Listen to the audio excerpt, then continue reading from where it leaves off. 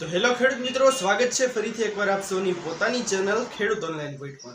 દોસ્તો, આજની વિડીયોની અંદર હું આપ સૌને જણાવવાનું છું કે તમારી ખેતીની જમીનના 7/12 ની અંદર નકશો બતાવતા નથી તો તમે એવું શું કરી શકો છો જેના કારણે તમારા 7/12 ની અંદર પણ નકશો દેખાવા માંડે।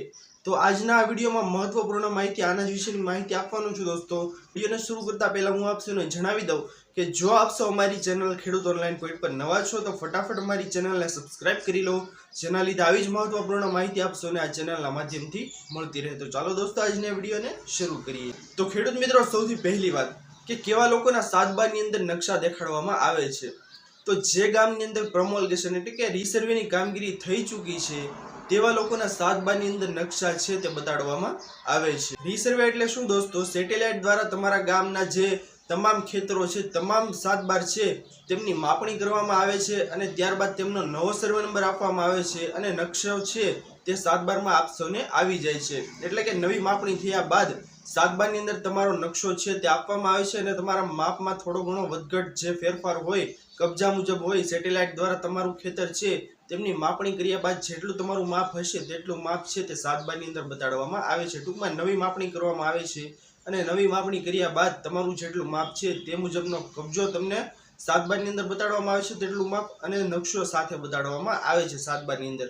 તો હવે દોસ્તો, રીસર્વે જે ગામમાં થયું નથી તે લોકોના 7/12 ની અંદર તો નકશો બતાડશે જ નહીં, પરંતુ જે ગામમાં રીસર્વે થઈ ગયું છે અને તેવા લોકોના 7/12 ની અંદર નકશો બતાડવામાં આવતો નથી તો તેવા લોકો શું કરી શકે? તો તેવા લોકો છે તેને લાગુ DILR કચેરીમાં આપવાની છે, કારણ કે કોઈ ટેકનિકલ ખામીના લીધે પણ તમારા 7/12 ની અંદર છે તે નકશો બતાડવામાં આવ્યો ન હોય એટલા માટે રીસર્વેની અરજી તમે છે તે ફરીથી DILR કચેરીમાં આપી શકો છો અને ત્યારબાદ સર્વેયરો રૂબરૂ તમારી જમીન માપણી કરવા આવશે। જો તમારી માપણી તમે તેમના કબજા મુજબ તમે તમારી જમીન બતાડશો અને જો યોગ્ય હશે 7/12 ની અંદર તો તમારી જમીનમાં પણ નકશો છે તે બતાડવામાં આવશે। હવે દોસ્તો, હું આપ સૌને જણાવી દઉં કે કોઈ વ્યક્તિઓએ ભાયુભાગ વહેંચણીની કામગીરી કરાવી અથવા તો પોતાના ખેતરમાંથી અડધી ખેતીની જમીન કોઈ વ્યક્તિને વેચાણથી આપી દીધી તો હવે તમારા 7/12 ની અંદરથી નકશો ગાયબ થઈ ગયો છે, એટલે કે નકશો બતાડવામાં આવતો નથી તમારા 7/12 ની અંદર। તો આવા કેસમાં તમે શું કરી શકો દોસ્તો?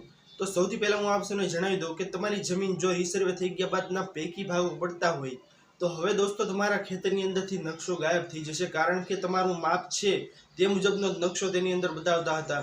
હવે તમે માપનો ચેન્જીસ કરી નાખ્યો છે તમારી જાતે, તો તમારે શું કરવાનું છે દોસ્તો? ફરીથી નવો નકશો લાવવા માટે તમારે ઓનલાઈન IORA નામની વેબસાઇટ છે તેમાં માપણીની પ્રોસેસની અરજી કરવાની છે અને અરજી કર્યા બાદ તમારી જમીન ઉપર સરકારી સર્વેયરો દ્વારા માપણી કરવામાં આવે ત્યારબાદ તે માપણી શીટ મુજબના માપ મુજબ તમારા 7/12 ની અંદર ફેરફાર કરવામાં આવશે અને ત્યારબાદ નવો નકશો છે તે તમારા 7/12 ની અંદર બતાડવામાં આવશે।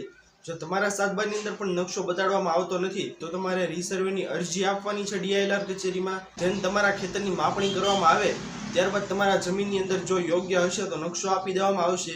પ્લસ દોસ્તો, તમે પૈકી ભાગો પાડેલા હશે તો તમારે માપણીની અરજી કરવાની રહેશે અને ત્યારબાદ માપણી થયા બાદનું જે માપ નીકળે તે માપ મુજબ તમારા 7/12 ની અંદર નકશો છે તે બતાડવામાં આવશે। હવે દોસ્તો, જે મોટી જમીનો હોય એટલે કે અગાઉ કોઈ ગણોતિયા તરીકે કે પછી સરકાર તરફથી કોઈ જમીન આપવામાં આવેલી હોય તો તેવા લોકોને મોટા ભાગે 7/12 ની અંદર નકશો બતાડવામાં આવતો નથી। તો આવા વ્યક્તિઓ છે દોસ્તો, તેના 7/12 ની અંદર નકશાની જગ્યાએ એવું લખવામાં આવેલું હોય છે કે માપણી સમયે જે જમીન માલિક છે તેના દ્વારા કબજો બતાડવામાં આવી શકેલ નથી।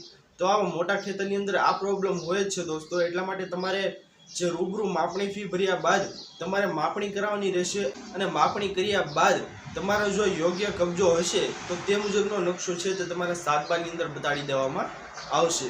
તો જે લોકોના 7/12 ની અંદર આવી પ્રોબ્લેમ છે અને નકશો બતાડવામાં આવતા નથી તે લોકો આવી રીતની પ્રોસેસ કરી અને પોતાના 7/12 ની અંદર નકશો બતાડવાની પ્રોસેસ કરાવી શકે છે। ફક્ત તેવા વ્યક્તિઓ દોસ્તો જેના ગામની અંદર રીસર્વેની કામગીરી થઈ ચૂકી છે તેવા લોકો જ આવી અરજી કરી શકે છે અને તેવા લોકોના 7/12 ની અંદર જ તે નકશો બતાડવામાં આવે છે। આશા કરું છું દોસ્તો કે આપ સૌને આજની આ મહત્વની વિડીયો પસંદ આવી હશે। જો પસંદ આવી હોય તો વિડીયોને લાઇક કરવાનું ભૂલતા નહીં।